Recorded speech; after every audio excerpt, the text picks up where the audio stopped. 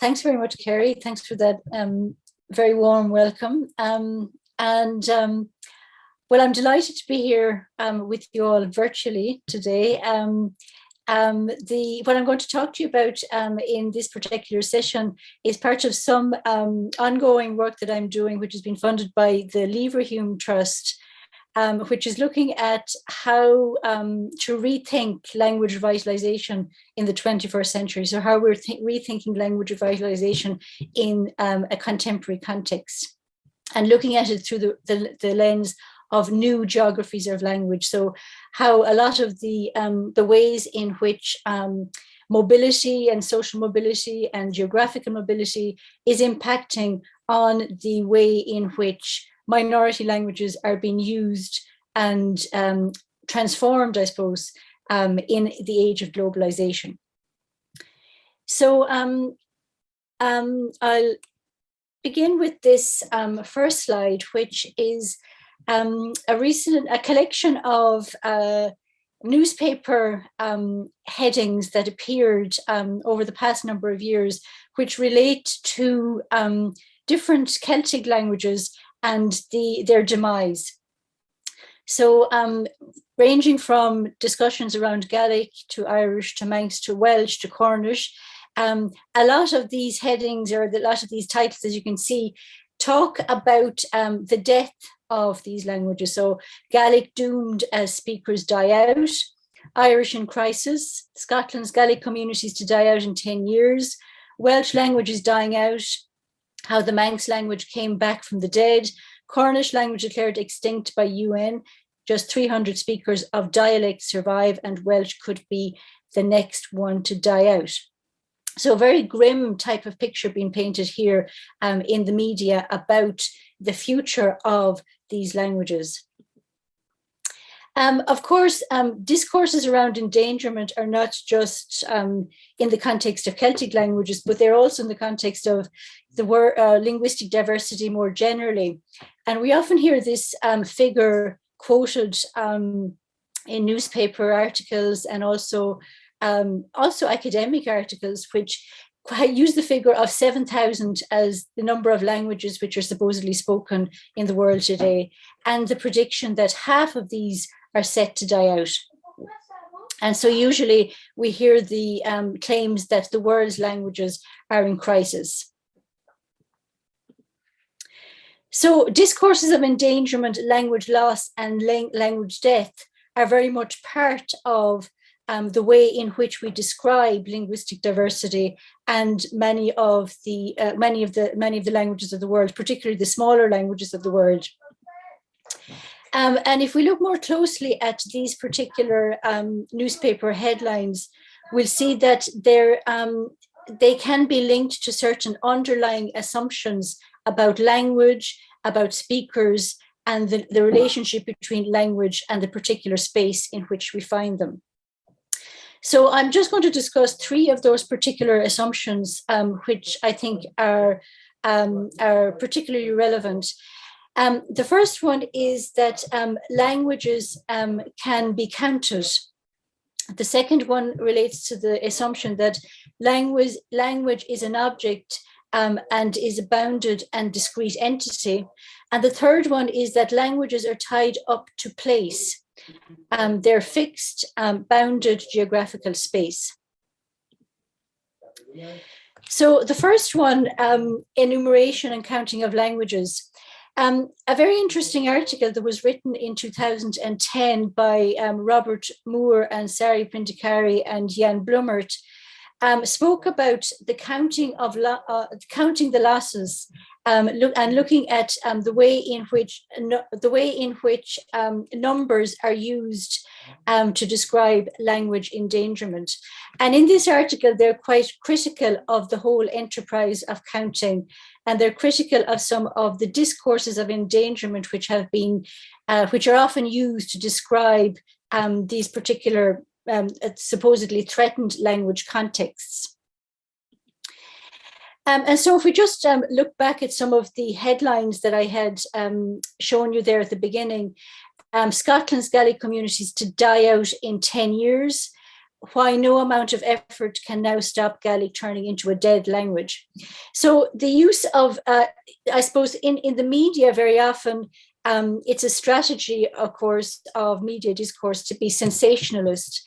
So the best way, I suppose, of getting people's attention is talking about, the death of a language within 10 years, or that a language will die out at all, or that a language is actually dead.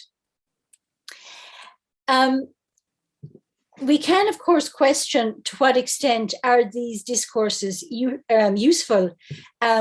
Is there a purpose to them? Are these discourses beneficial to the speakers or the communities? And there is, I suppose, a sense to which they can be used strategically, particularly by sociolinguists for revival, by language activists, as a way of, as a wake-up call, if you like, or as a way of prompting more intervention in what, is essentially a precarious situation. It's also a way of putting pressure on political groups. It's also a way of engaging with policymakers, as very often numbers are key ways of persuading policymakers, and presenting things perhaps in black and white is an easier way of getting the message across than having a much more complex picture of what is going on, which, and we know, as we know, there is much more complexity behind the numbers that are being presented. The downside, of course, in these discourses of endangerment, as Jane Hill points out, is that counting of languages expresses a form of power that may amplify the alienation of endangered languages from the domain to the quotidian practice of those who use them to the domain of expert knowledge. So basically, it may have a negative effect and alienate the language speakers even more, given that a lot of this information, a lot of the counting, comes from expert knowledge and comes from the outside. So it can have a negative effect on the speakers in the community. It can have a negative effect on them to be told that your language is dead or your language is dying, if these are people who are continuing to use the language themselves. And as I said, these figures are often brought in from the outside. They're external, and sometimes not in consultation with the speakers themselves. So you can have these figures or these drastic accounts of and predictions about the death of a language that you're speaking, without having consulted with or have discussions with the speakers who are actually continuing to speak the language themselves. It can also have a negative effect on policy and decision making, in the sense that it may prompt policymakers to decide, well, this language is not worth investing in anymore. If the number of speakers is so low, why should we invest in this language? The second assumption that I'd like to focus on is on the idea of saving the language as opposed to intervention in supporting the speakers. And in a lot of the headlines that I showed you, there is specific reference to the language as opposed to the language community, as opposed to the speakers within the community. And so language as an object in linguistics, as you probably all know, is something that exists quite strongly. And so as Penny Cook, who is a critical sociolinguist, has pointed out, a central problem is that the assumption that languages are real objects waiting to be discovered. And particularly in minority language sociolinguistics, it can often lead to the musification of the minority language.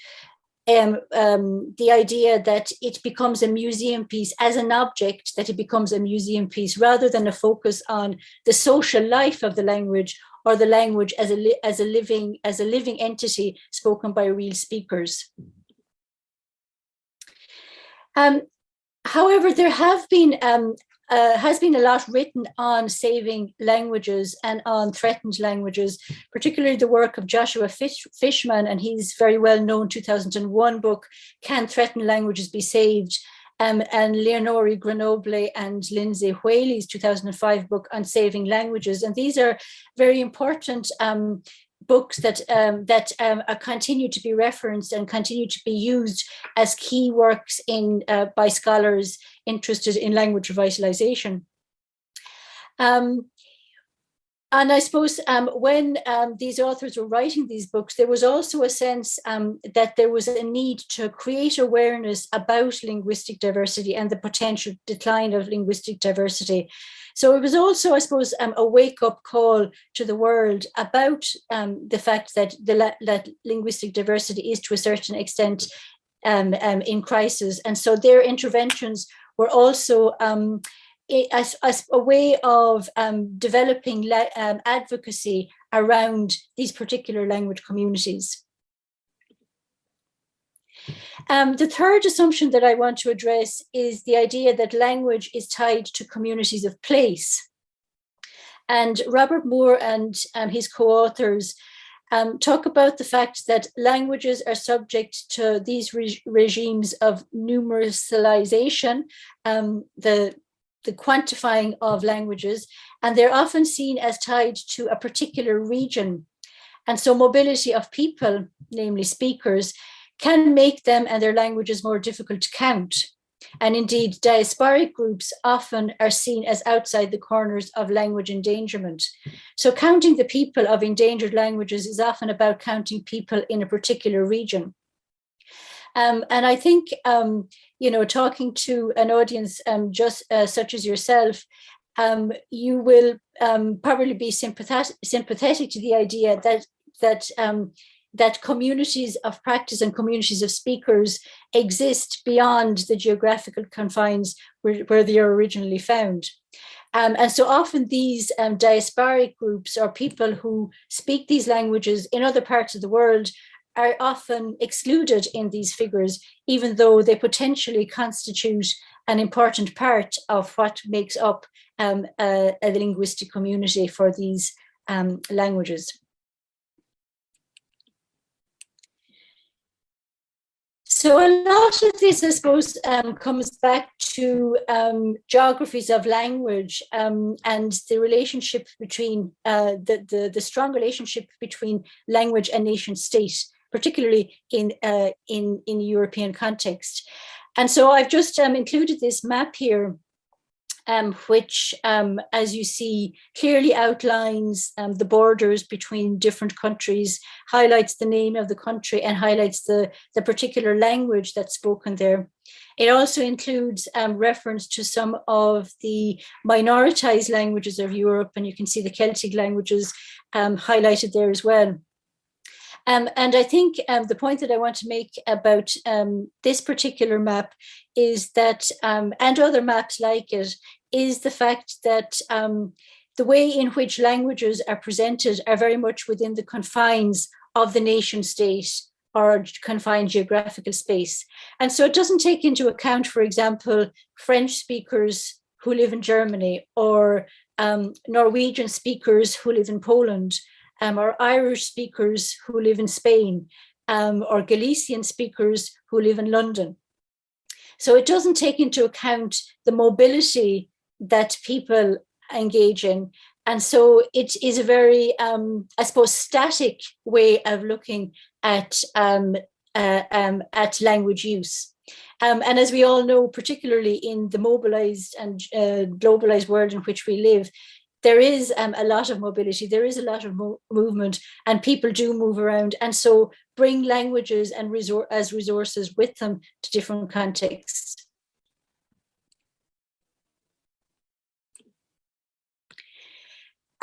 Peter Auer, who you may be familiar with, the linguist Peter Auer, talks about the fact that any new model for the geography of language requires us to take greater account of new socio and geographical realities of contemporary societies, where mobility as opposed to stability has become the norm. So that we need to move away from this idea of tightly knit, stable communities to the fact that our communities of practice are much more mobile, and the speakers within them are much more mobile and are multilingual as part of that process. In sociolinguistics, there has been a lot of work done on mobilities. Jan Blumert and others have talked about the idea that language is mobile through space as well as time, and it's made for mobility. Stephen May talks about the multilingual turn in sociolinguistics, and different concepts are now being used to describe the way in which multilingual speakers use language. So translingualism, translanguaging, metrolingualism, and the concept of new speakers, which has been introduced mainly through minority language sociolinguistics, which I'll talk in a little bit, talk to you about in a little while. So for new geographies of language and speaker mobilities, there is a need to go beyond the geographical confines of stable communities of place tied to specific territory, and to look at other types of spaces, communities of practice, and networks that exist. José del Valle, who is a Galician sociolinguist, actually living and working in New York, he talks about the fact that socio-historical accounts of language loss and decline have often ignored the untidy nature of language shift, with calls for more heteroglossic approaches to the changing linguistic and cultural environment. So what he's referring to there, I think, is to this idea that very often when we think about the process of language shift, or we often assume that in the past, the communities from which these languages, where these languages existed, were very homogeneous communities. And in fact, they were in fact also quite multilingual. And in some of the accounts, for example, on language shift in relation to Irish, for example, or Gaelic or other Celtic languages, there's often an assumption that there was a separation, a long separation between English and Irish, or Gaelic and Irish, for example, when in fact there was much more multilingual practices have always existed within these communities, and speakers have always been more, to certain degrees, bilingual and multilingual. Another point which is important is that when we're thinking of new geographies and we're thinking about mobilities and transnational movements, it's important to remember that it doesn't only relate to urban multilingualism, but it also can relate to our perception of rural communities, and very often the perception that rural life is something stable, when in fact rural communities are also changing, and rural communities are also in many ways becoming multilingual and engaging in multilingual practices in the same way that's happening in cities. So all of this kind of leads to a questioning of how we have been framing language revitalization up to now, and looking at potentially new ways of framing language revitalization in a context of globalization, in the context in which there's changing mobilities and there's a lot more movement of speakers across time and across space. And so shifting the focus from language to speaker, and so rather than looking at language as an object, that we're looking or focusing more specifically on the speaker and speaker communities, and looking at a variety of speaker types and rethinking some of the native speaker models that we have been very much, I suppose, attached to in linguistics and related strands. Also examining the effect of mobility and new geographies of language on the way in which speakers use a minority language, thinking the notion of language itself, and examining the utility or not of concepts such as translanguaging and languaging, and what the effect of the multilingual turn is having on the way in which we now conceptualize minority languages in the modern era. Speech communities are, of course, not homogeneous, and individuals are not static and consistent in language use. And what we need to remember, I suppose, is that their linguistic repertoires are fluid and changing.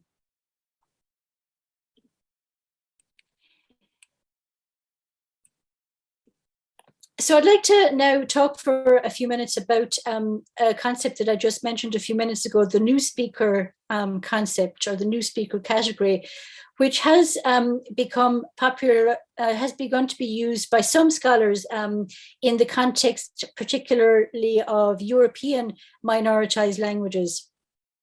And the definition that we have been using for new speakers is that they are individuals with little or no home or community exposure to a minority language, but instead acquire it through immersion or bilingual educational programs, through revitalization projects, or as adult learners. And the emergence of this profile of speaker draws our attention to the ways in which minority linguistic communities are changing because of globalization. And it points to the new profiles of speakers that this new social order is creating. So the new speaker label or concept is something that came basically from, very much emerged as a folk term. So the term Euskaldunberria existed in the Basque Country and was used by speakers themselves to describe themselves as new speakers of Basque. Neofalante in the Galician context also describes this category of speaker and is used very often by neofalantes or new speakers of Galician to describe themselves, or to distinguish themselves from people who are so-called traditional speakers or native speakers. And neo-Bretonnant is a concept which is also used in the Breton context to describe new speakers of Breton. In other languages, we don't have people haven't used the concept of new speakers, so the term doesn't exist as a folk term. In the Irish context, we have the term Gaeilgeoir, which is used in the Welsh context. We do find in academic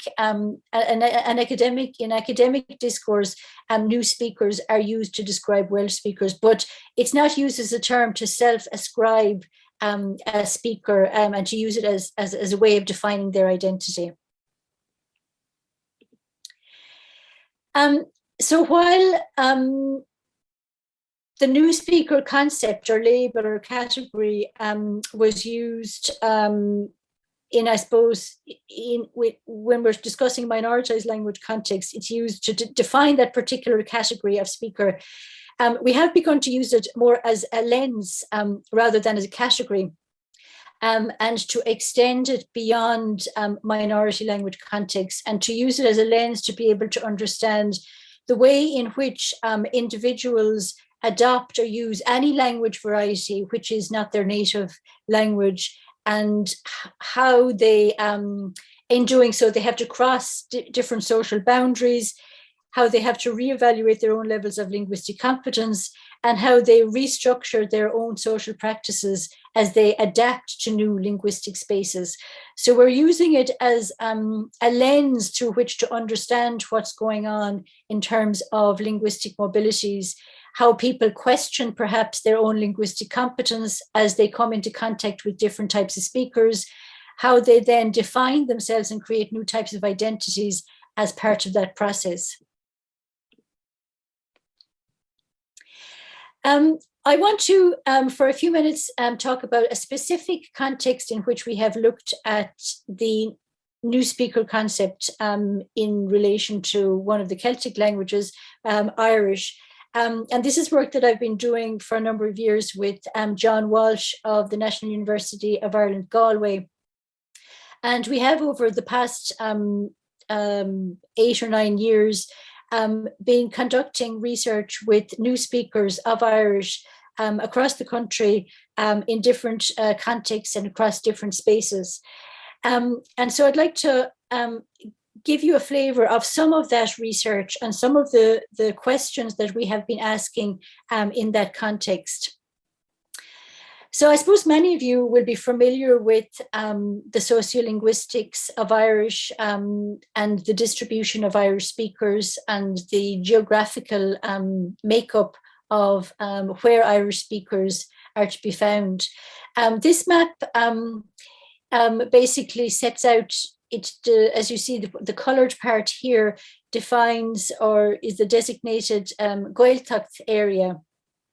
And here you have a constructed Gaeltacht area, which wasn't originally part of the Gaeltacht, but which was constructed as a space which would potentially create a Gaeltacht environment with the hope that it would spread beyond that. So you can see geographical boundaries delimit what's the so-called traditional Irish-speaking spaces from the rest of the country, which had gradually shifted to English or became predominantly English-speaking. And in many ways, I suppose this doesn't really reflect the full situation or the full picture of who speaks Irish, because outside of these designated Irish spaces, there are, of course, people who speak Irish in different parts of the country, not as a community language, but as social networks or as network communities. And interestingly, there are as many speakers of Irish in Dublin, in the capital city, as there are in the designated Gaeltacht areas.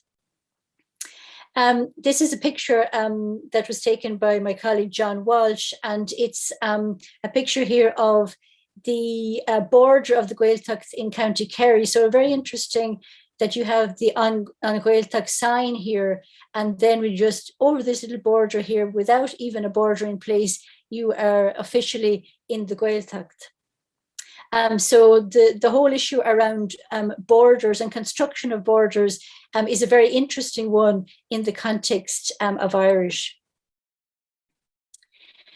So I'll just give you a brief overview of the numbers of speakers. As I said in the beginning that that numbers are dangerous and we cannot get the full picture with numbers, but numbers, I suppose, can also be useful in providing an overview for us of how many speakers there are of the language, where they are, and what is the distribution. So just to give you a brief overview then, according to the most recent census, there are approximately 1.7 million speakers of Irish. So that's people who report that they can use Irish in the census. 63,664 are within the Gaeltacht area, so the bordered area, which I showed you there. And 77,000 are daily speakers outside of the education system. So outside of the education system relates to the fact that that in Ireland, Irish is a compulsory subject between the ages of 4 up to 16 or 18. And so a lot of people will report themselves as Irish speakers because they're part of the education system. So in the census, they distinguish between this, and this is daily speakers who use Irish outside of its use within the education system. There are approximately 100,000 speakers who report that they speak it on a weekly basis. And there is a significant proportion of daily speakers outside of the Gaeltacht, and as many speakers of Irish outside the Gaeltacht, in fact, as there are within. So we explored a range of questions in the New Speaker project. And we were very interested in looking at the way in which new speakers were constructing identities as a distinct sociolinguistic group. So we were interested in finding out, were they constructing a new type of identity, were they constructing an identity as a new type of Irish speaker? We were also interested in finding out what types of ideologies they have and how that related to their linguistic practices. We were interested in finding out how do they position themselves in relation to other speakers. So what is their relationship with with native speakers, for example? What is their relationship with other learners? What is their relationship with people who have more or less competence than they have? And what does it mean essentially for them to become a speaker of Irish in the 21st century? We have a lot of data on this, but what I'd like to do is look at three particular profiles and some of the discourses that they produced in the discussions and interviews that we had with them. And the first speaker here is Liam, who was brought up in a non-Irish speaking part of the country. He learned Irish at school.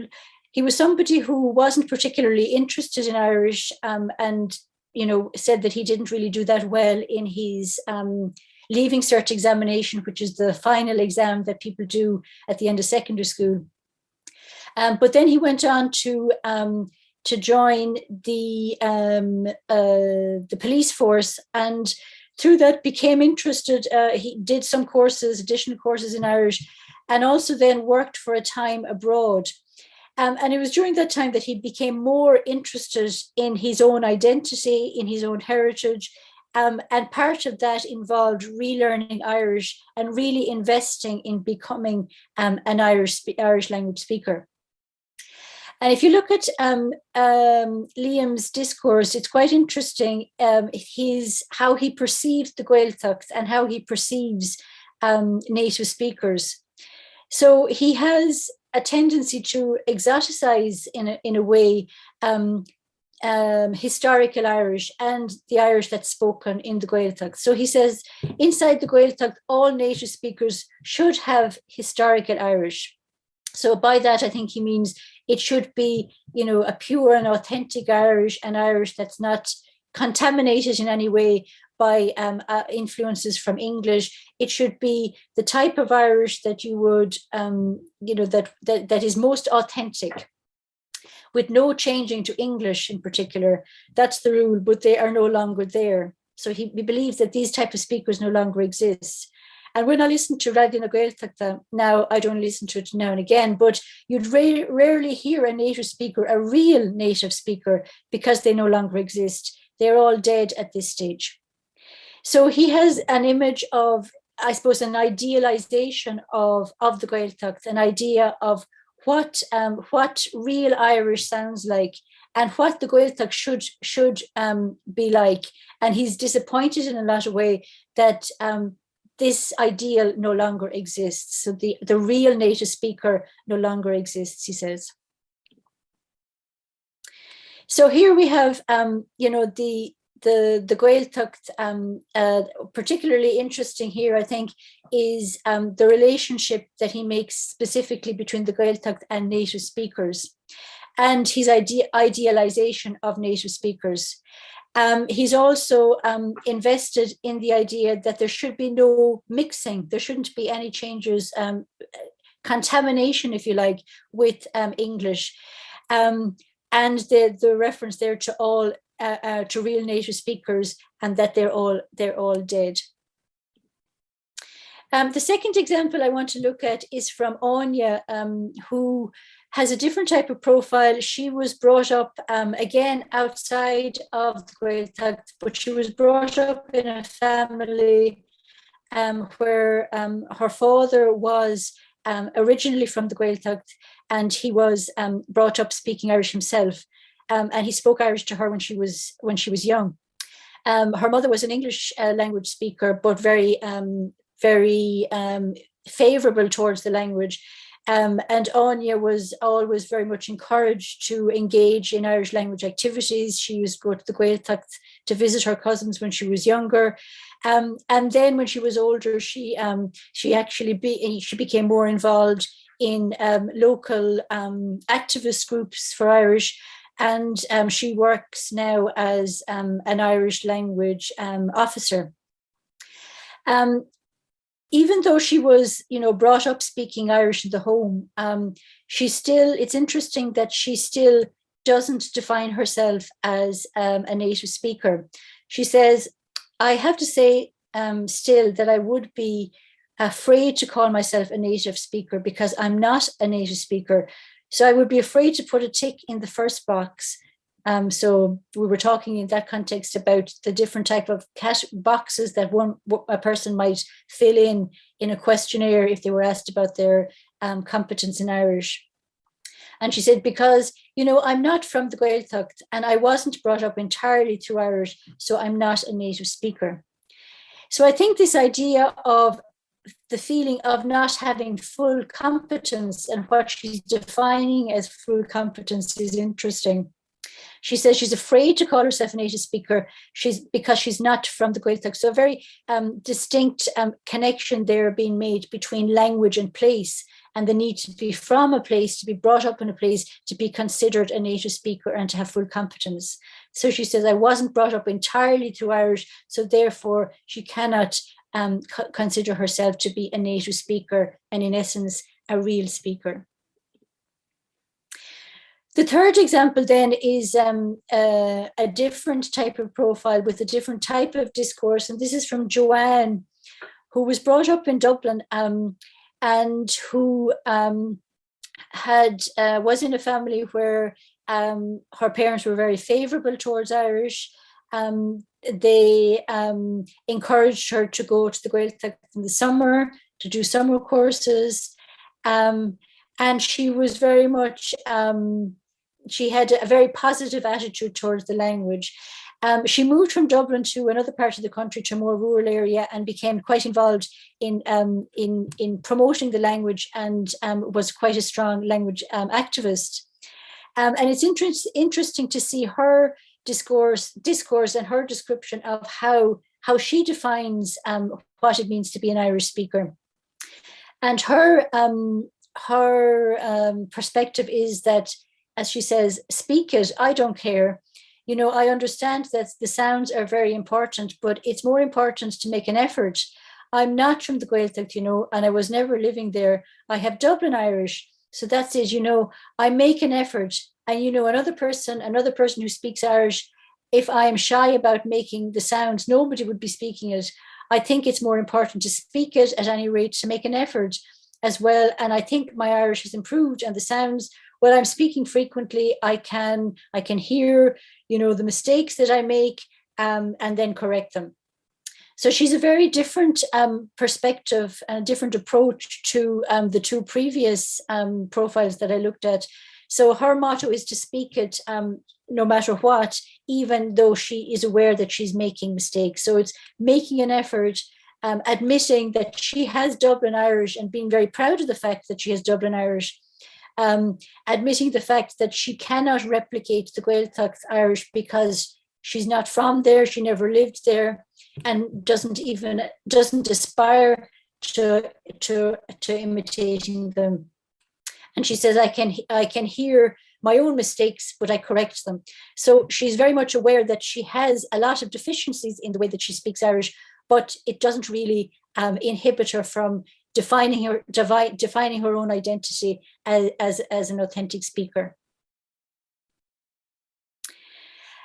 So here we have some of the an Emic perspective, I suppose, an insider view of what it means for them to be an Irish speaker, and in many ways it differs with some of the it differs with some of the framings which I proposed at the beginning of the talk. So the proposals about framing language revitalization differently, and the need perhaps to move away from native speaker models, to think in terms of new mobilities of language, and to rethink notions of language to include translanguaging and languaging. So from the discourses of the participants, there does not seem to be a desire to rethink any of the native speaker models. There is very much a desire to replicate, or to continue to replicate, or to see the native speaker as the ideal speaker. And also there is a resistance towards translanguaging and languaging and mixing. It's something that many speakers or many new speakers do not wish to engage in. They think that it's something which is in a way that can be detrimental to maintaining the language.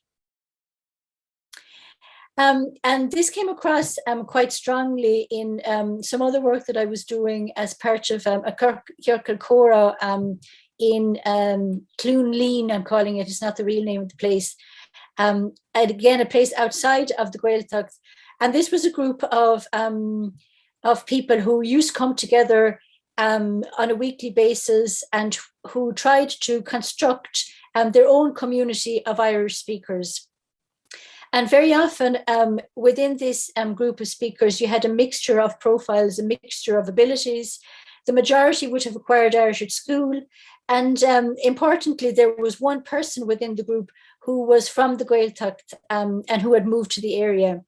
And when setting up the group, this person was very much used as the role model for the group. So at the beginning, when they set it up, she was explicitly invited along to be their role model within the group. And very often, and I saw through observation of the group that she was seen as the expert because she was from a Gaeltacht area. She was seen as the ideal native speaker. Within that group as well, there was also a lot of discussion around language mixing and whether or not language mixing should happen. And in the group there was a lot of resistance to including English words in the conversation. So even if the person couldn't think of the word in Irish or didn't have the vocabulary for the word for Irish, there was a lot of resistance to saying it in English. So there was I suppose a resistance to the translanguaging type of practice that you would often find in multilingual and bilingual contexts. A lot of bilingual speakers will translanguage all the time. They will mix from one language to the other. But within this particular group, there was a resistance to that. In a lot of ways, I suppose, as a way in recognition of the fact that outside of that particular space that they had created, English was the dominant language. And so it was a way of maintaining what Joshua Fishman, the well-known sociologist of language, has referred to as a breathing space for the language, a space in which the language can breathe without having the pressures of the dominant language coming in. So we can question here, we can ask what is going on in this context. So the monolingual type of ideologies that we see coming through in the context of these groups, where there is a resistance to any kind of multilingual practice within the group, a continued preference for all geographies of language, a continued preference for the native speaker ideology. And so we could ask, what exactly is going on in this particular group? Why are these ideologies prevailing? And this isn't just particular to the Irish context that I was looking at, but I also found it in the Galician context and in other minoritized language contexts, particularly where there is a need on the part of the speakers to invest in language separation. So because of the fear that of the language or the acknowledgement of the language being threatened, or the language having only a small amount of spaces in which it can be used, speakers consciously invest in language separation, and they do so contrary to the advice of scholars that translanguaging can offer a smoother path to the protection of minoritized communities, and they strive for a pure form of language. So in a lot of the discourses, we still have discourses around language purity, the need to invest in separating out the different languages. And I suppose rather than, as Jackie Urla, who is an anthropologist who has done a lot of work on Basque, she has pointed out that rather than talking about what's referred to as the reproduction thesis, so the reproduction of the same type of ideologies of monolingualism that have led to the minoritization of these languages in the first place, that we need to be more aware of the reasons why is it that people continue to have these type of ideologies, and the continuous investment that they have in language separation is not really as because of any essentialist type of ideologies that they have, but out of genuine fear that the language will be absorbed by the other.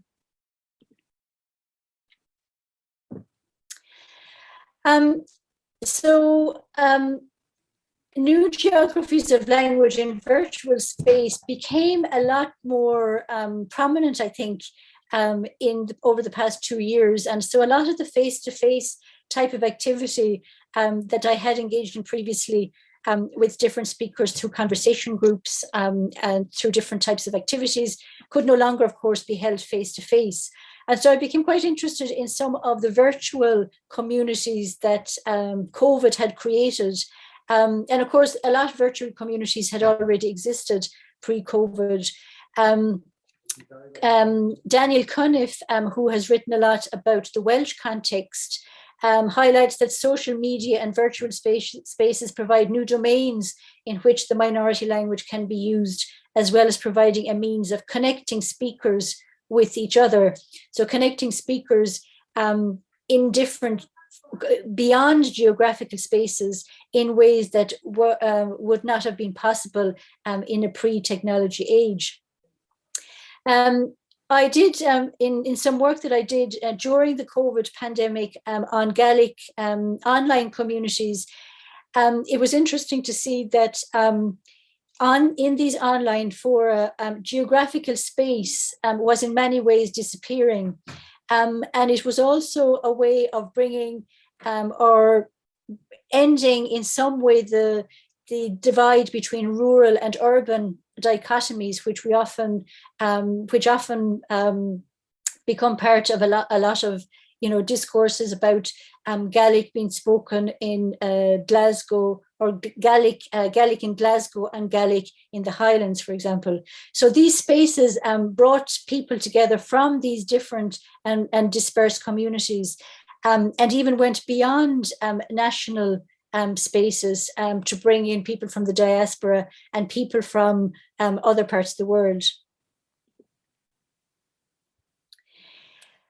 This is a short vignette from one of the interactions, or one of the groups, the online fora which took place, and so this was this community of practice, or this met on a weekly basis in Glasgow. And they would meet face to face in a local town hall. And it was with the sole purpose of speaking and practicing their Gaelic. And so I made note that at this week's online conversation, there were more than 30 people present. And this was an increase on the usual 6 to 7 people who would have attended the Wednesday evening face-to-face session and who made it out on a cold, rainy winter night. In the breakout rooms, people introduced themselves. They said a bit about when and where they had learned Gaelic and where they were from. This evening, there were participants from all over Scotland, a participant from England, Ireland, Malta, Australia, the US, and Brazil. The Australian participant was particularly interested in talking about the townland on the Isle of Lewis, where her ancestors came from, and lamented the decline of the language, referring to it as the real Gaelic. So what I find interesting in this particular excerpt here is, again, the way in which geographies of language come into discussions. When people would join the conversation or would join the virtual group, and when they were in their breakout rooms, one of the first questions people would ask was, where are you calling from? Where are you? And so place, even though this was a virtual community, where, you know, there was no place, we were all in virtual space, people still were very attached to asking, where were you from, or trying to identify somebody's Gaelic with a particular place in a particular local dialect. The woman from Australia, her comment is quite interesting in the sense that she talks about, she makes a strong connection with the Isle of Lewis, and she identified somebody in the group who was actually living in that particular community. And so she also, you can see even though she is thousands of miles away, she still refers to Gaelic, or the real Gaelic, as the Gaelic that's being spoken in Lewis. So geographies of language still remain very much present in the way people talk about and connect with language, despite mobilities, despite being in a virtual space. Geography and place remain very prominent. So we can then ask, is there continued attachment to place? Some minority language speakers are very exercised by the conventional link between language and territory, even though we're living in a world which is much more globalized and where change is happening. So they're very much exercised by this link, either in the form of their attachment to rural homelands or ancestral homelands, or in urban contexts, the safe spaces which they're creating in cities. We can also ask about the continued attachment to language, the continued attachment to a native speaker ideology, and to this idea of linguistic fixity. Some minority language speakers are also very exercised by what counts as a real speaker, often linked to the idea of the ideal native speaker. And some are also keen to maintain the language free from influence from a contact language and profess to avoiding mixing. So even though, you know, we can talk a lot about the multilingual turn, we can talk a lot about translanguaging, language mixing, a movement towards much more virtual spaces, which is free from geographies.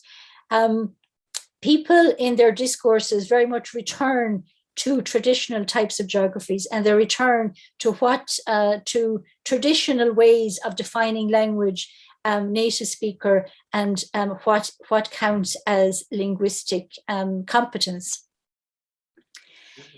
I'm coming towards, I don't know what I'm gone a bit over time, but I'm coming towards the end, and I'm going to finish with a more positive news headline, which just appeared last week on the 23rd of January in the Irish Independent, where it talks about new Gaeilgeoirs, and it says forecast of the Irish language's demise are greatly exaggerated. And in that particular newspaper article, it says, listening to the debate on our native tongue, you think it's like Schrodinger's cat, both dead and alive, but forecasts of its demise are greatly exaggerated, if not entirely wrong. The Irish language is booming, it's also dying. So what exactly is going on? So we could say that in a lot of minority languages, including Celtic languages, we are at a crossroads. There is, on the one hand, a greater awareness and investment in linguistic diversity at both national and transnational level. But there is it's also clear that the future of minority language speakers continues to be precarious. New geographies of language provide challenges, but they also provide opportunities for new speakers and new spaces for these speakers. So how can we reconcile new geographies of language with Emic perspectives and the Emic perspectives that we have seen from the different participants that I have interviewed? And some of the key questions are, how do we align the multilingual turn, which Stephen May talks about, in minority language sociolinguistics with the language rights agenda for minority language communities, and communities, whatever we mean by that, because as we know, the concept of community is difficult to define. And secondly, how do we align new geographies of language with emic perspectives on the ground, new geographies and new ways of living the minority language, which are sometimes being resisted by speakers themselves, who still align themselves with some of the more traditional values of what it means to be a speaker. And I'll end on that note, and thank you very much for listening.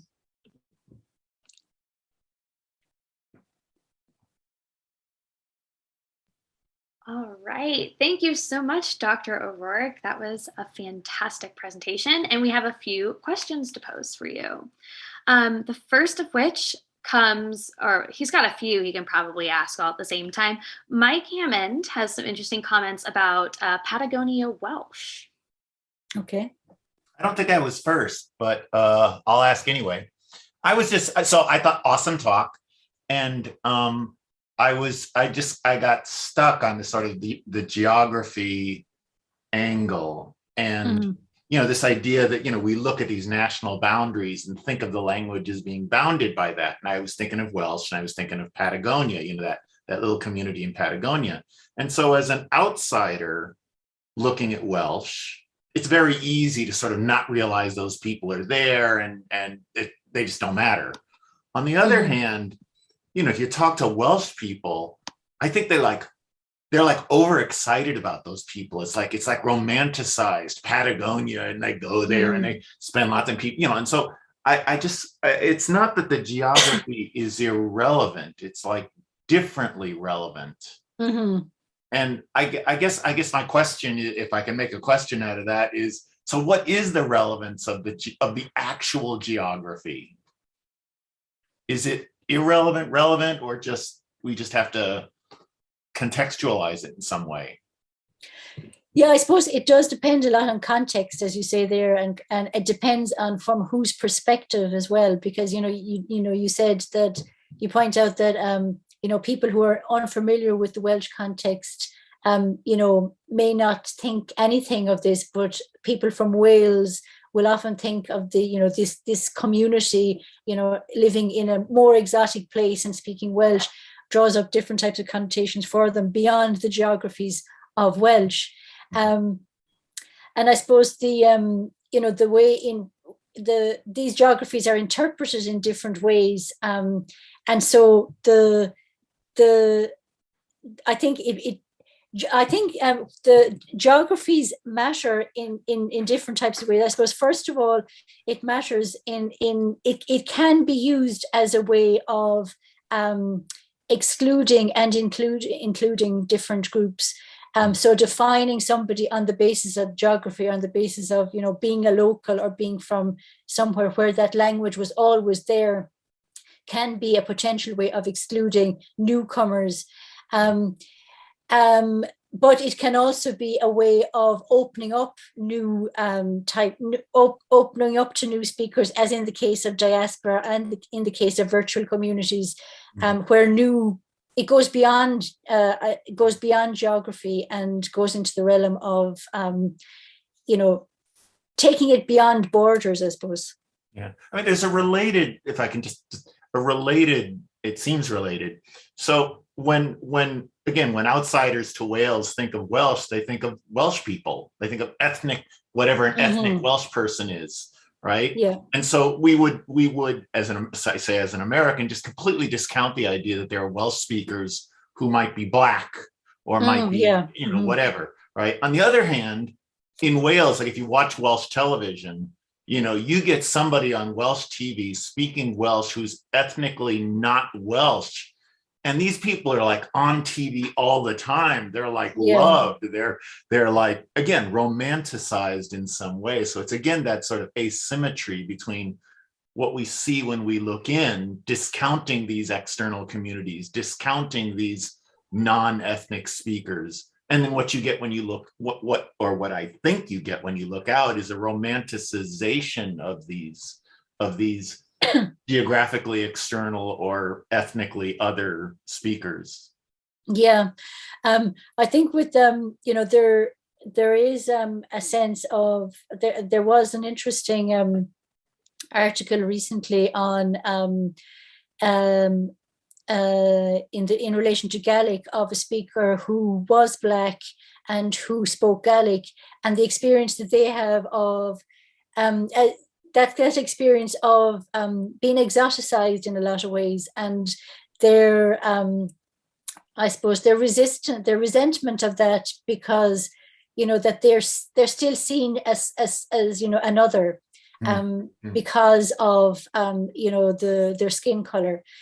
So even though it's not done perhaps with the intention, with a negative type of intention, the effect can be quite negative on the speaker, because they're still racialized in a lot of ways, because even though they're speaking Gaelic, and potentially even with an accent from Lewis, they're still seen differently from somebody who's local, because of the the fact that there aren't a lot of speakers who are from outside of the particular so-called ethnic community. Great. Thank you. Okay, Sylvia Schreiner had a question about communicating these speaker-oriented approaches to all of us. Oh, sure. Thanks. Yeah, and thanks so much, Bernadette. That was really great. In addition to working on Gaelic, I work on Central Siberian Yupik spoken in Alaska. And one of the things I've been thinking about lately is how to go about communicating exactly these things that you've been mentioning, the kind of new ways of framing, right? Because in that community as well, you get this kind of people seeing, the good speakers or the real speakers, or the people with good Yupik, that kind of thing, right? And if they've heard anything from academia, it probably just bolsters that idea, right? Of like, oh, the native speaker and the.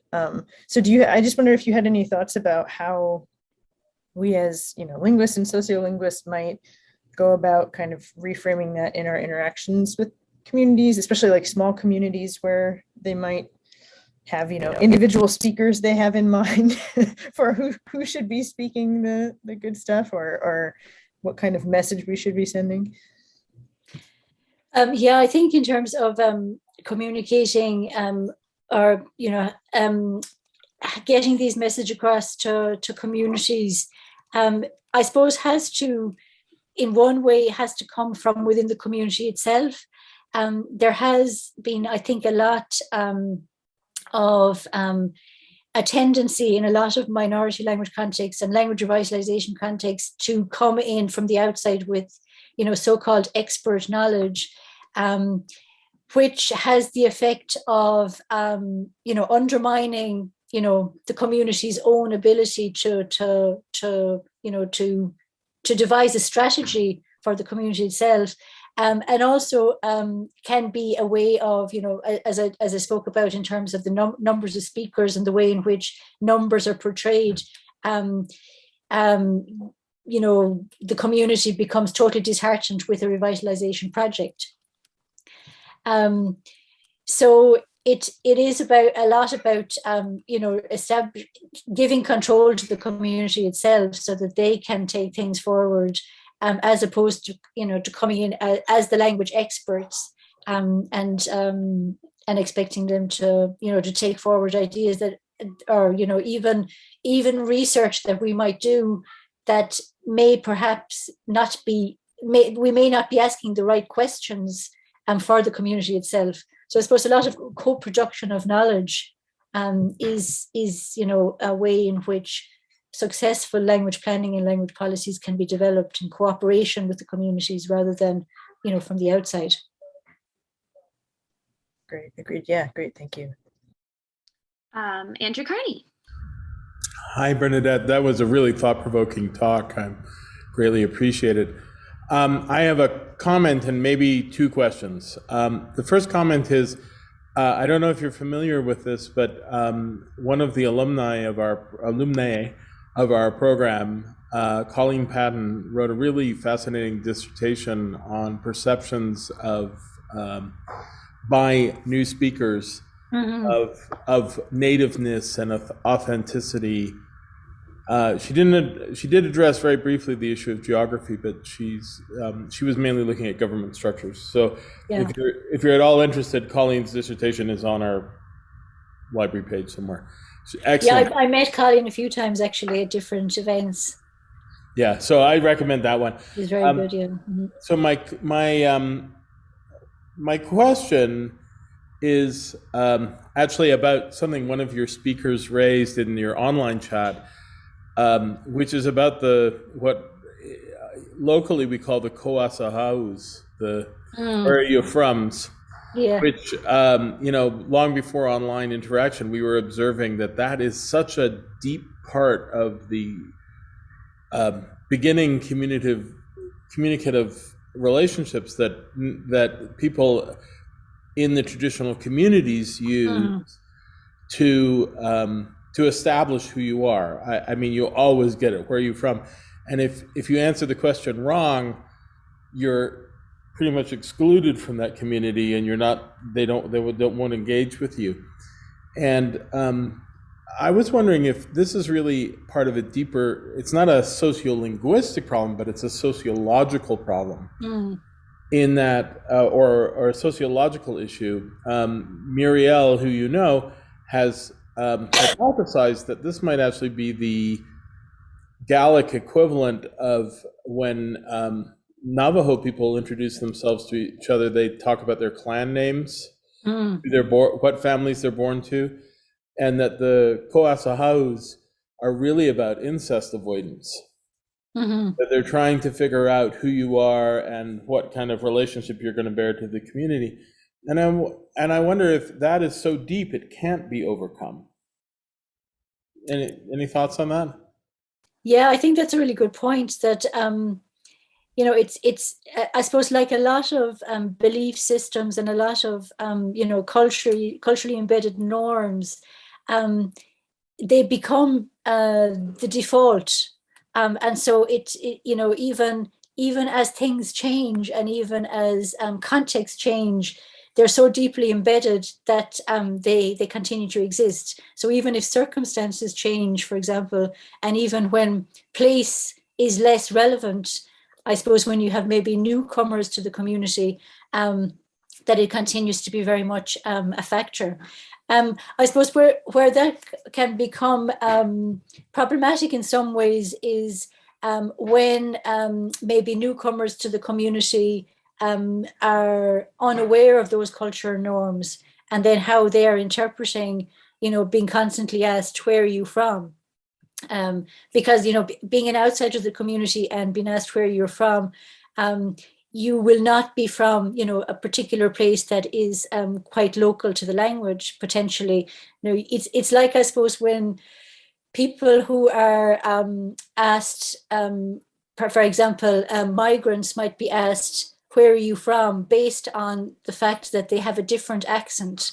So, for example, you might hear somebody who's in Edinburgh and who might have an accent that's not local. You might say, well, where are you from? And the person will say, I'm from here. I'm now Scottish. I live in Edinburgh, even though they may not have originally been from there. And it can be sometimes interpreted as another way of othering the person or as excluding the person. And I suppose there's a lot of, this is like the, an interesting article that was written about Welsh a number of years ago, which talked about the sometimes the misinterpretations between native and non-native speakers, and the way in which sometimes social norms were misinterpreted. So, for example, a Welsh speaker in a traditionally Welsh-speaking community who may respond to an incomer in English is interpreted perhaps by the incomer or the learner as, well, they don't think my Welsh is good enough. And on the other hand, the Welsh speaker, the traditional Welsh speaker, interpreting the insistence on the other person to want to speak Welsh, even though the conversation would be much easier in English because they're both bilingual. So these kind of misinterpretations between different groups is something that I think a lot more work can be done on. in understanding the other, I suppose is what I'm trying to say. If I might just follow up with one comment, you said it. I think you rightly said, sometimes it's perceived as a mechanism for exclusion or othering. But my experience with Gaelic speakers is that they actually use they're trying to use it as a tool to figure out if you could be a community member. Yeah. So I remember quite clearly a conversation with someone where they said, "Where are you from?" And I said, "I'm from Canada, but my family is from Forfar," which of course is near a Gaelic place. And he immediately responded with, "Oh, my sister lives in Forfar. I've been there many times." And he was trying to establish a connection and a bond through that question. Anyway, I have a second question, but I'll save it and let other people ask questions first. Okay, very interesting question. Thanks. John Powell, something about historical geography and multilingualism. Thank you so much, Dr. O'Rourke, for this very interesting presentation. I really like how you talk about the consequences of linguistic geography and sort of how it can affect a lot of speaker communities. And working within this domain, you get to I've gotten to sort of realize how much fiction that linguistic geographers perpetuate with the maps. In a lot of ways you can, whether it be the crisp boundaries of languages that by and large really don't exist that way, or the fact that a lot of what we see as in linguistic maps, we see really a lot of historical geography, right? Where languages were spoken at some slice in the history, but don't actually reflect a lot of what you brought out, the diaspora, urban speakers, so much of that. And so part of me, I don't want to make this a selfish question, but I'll ask it in such terms anyway. Part of me wants to just make maps that are totally synchronic. Where are speakers at now? And what that could do is, and so, you would see, yes, of course, you have, like, for example, in Scotland, you have 20% of people with Gaelic knowledge living in cities. Some of, many of whom have maybe they're Punjabi or Polish background. I think that's all very important to acknowledge, especially considering that in some cities, Glasgow, Edinburgh, I know, have more speakers than parts of the Gaeltacht. But what I'm also concerned about is the potentials, the consequences of showing synchronic, information like that. What are the unintended consequences of perpetuating these rhetorics of language death? So, of course, a lot of the language maps that we see the traditional lands being, of Gaelic being of all of the Northwest. But in reality, if we were to show, when we show more of what it really looks like today, sometimes we see that being weaponized against Gaelic, the ever decreasing sort of traditional lands and speaker homelands of Gaelic. What would be most I was wondering if you could kind of speak to that tension and ultimately say what would be most useful, for scholars like you in being able to, really, show what the situation is like for Irish or Gaelic or so on and so forth. Yeah, I think that's a really good point that, that you pointed out, that the way in which certain information can be weaponized to say that the language is, retreating to such a small geographical area that it's no longer worth investing, or policy is no longer relevant. And it does happen. You will hear some of these kind of discourses in circulation, particularly in comments to the editor in newspapers, around Gaelic, where there is, Gaelic, for example, in relation to the use of Gaelic in the lowlands. There's a rhetoric around, well, Gaelic was never spoken here. even though, there is proof that it was spoken there. And I think even if it never was spoken there, there's no reason that it cannot be spoken here now. It's again, this kind of this construction of what space the language is, or what geographical space the language is associated with, and then it cannot be, of course, spoken in any place else. And so it's used as a weapon to say, well, Gaelic is dead; it's no longer spoken in any place else in Scotland except these small, the small rural areas in the Highlands. And I think it's important in that respect that we have much more work on social networks and the way in which the geographical distribution of language is reflected outside of traditional areas, and even within the Highland areas, a much better understanding of perhaps the network type of the social networks that are developing within these spaces, that it's not just the traditional geographies of language within what we would have perceived as, or we would understand as, a tightly knit community, but that it's much more dispersed.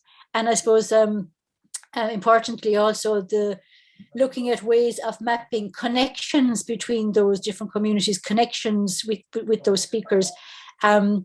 And in sociolinguistics, or the sociolinguistics of mobilities, there has been a lot of work done. You're probably familiar with it in geography as well, of mapping, mapping the way people interact on a daily basis with the language. So using things, different tools have been used, like GPS mapping, for example, which of course has, ethical considerations attached to it. But we did a small study recently on GPS mapping of speakers in the city of Glasgow, for example, to show the different places in which they go, the different speakers in which they connect. So I think a lot more of that kind of work would be very valuable in minority language contexts. Thank you. Andrew Zupan. Oops. There we go. Yeah, great talk. My question kind of is similar to John's, I think. So my question is about these kind of official geographical areas associated with a language, like the Gaeltacht in Ireland. And I'm curious if, to what extent having those as an official designation could harm language revitalization efforts. So I think one of your subjects mentioned how, they weren't confident because they didn't grow up in the Gaeltacht, or they weren't from there. So, imagine this hypothetical, whatever it means, we abolish the Gaeltacht. What effect would that have on these new speakers? Would they be more confident because they don't feel, suboptimal compared to the traditional speakers? Kind of a lot of questions, but yeah, what are your thoughts there? Yeah, I think that's a really good question. It's a very complex one as well, because I think, as you've seen from some of the responses that the participants in the study gave, there is a very strong attachment to the Gaeltacht, and a very strong attachment to having that place that they know exists, which is associated with speaking Irish as a community language. And a lot of people very much look to that as a model. There's a lot of debate around whether or not the construction of that, the borders between, drawing borders around the Gaeltacht was a good thing or a bad thing. It originally, I suppose, was to create or to maintain those spaces and to ensure that they continue to be Irish-speaking spaces, with the hope that longer term it would have an effect on the other communities or the neighbouring communities, and that the language would spread, which, as you probably know, didn't happen. But it's if you look at other contexts where the notion of a separate space doesn't exist. So, for example, in places like Spain, where they have, in Galicia, for example, where there's, a traditional, the rural parts of Galicia are very traditionally Galician speaking compared to the urban Spanish speaking cities, or in the Basque country, something similar, in Catalonia, something similar, and they never constructed this idea of a separate space for the language in the same ways that they did in Ireland. And I suppose, in the Scottish context. But in Ireland, it has been really institutionalized, and it has been a place where it has been a particular focus of language policy investment. And I think it's a very complex question that I don't think I have the answer to, because if you look at the way in which people talk about the Gaeltacht, it's still very important to them. And I suppose, as communities, these are communities which, exist and continue to exist, and which need to be supported. They need to continue to be supported. Thank you very much. Okay, in 4 minutes, because we're already over time, Andrew Carney had one more question.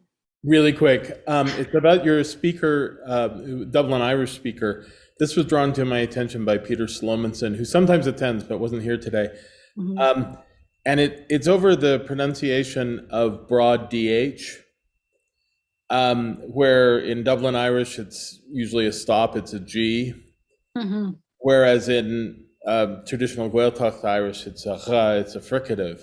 Mm-hmm. And he was pointing out to me that more and more people are sort of saying the authentic Irish notion of authenticity is actually the Dublin version. Right. That no one uses the fricative version anymore, even in the Gaeltacht. He was outraged by this. I was like, whatever. But I wonder if you have any thoughts about that kind of phenomenon, which sort of almost goes the other way, right? It's where the more prominent urban language is now being perceived as the standard form.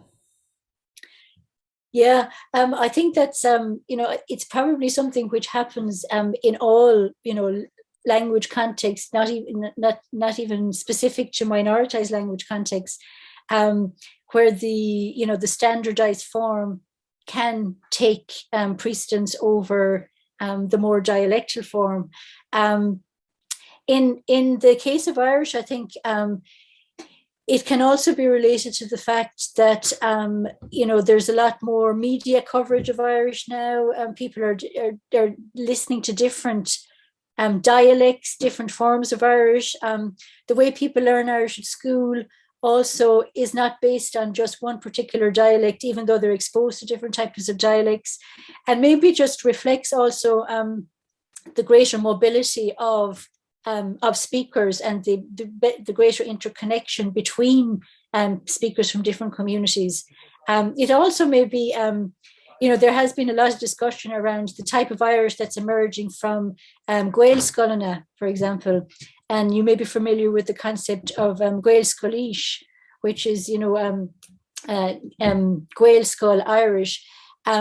And which is being criticized or being critiqued by some scholars, and other scholars see it as just part of the natural development of language. And in Gael Scoilish, it's very often the fear is that the structure is becoming so similar to English that does it what has been left of Irish is the fear, and I suppose that's the fear with in all types of language and the way languages evolve.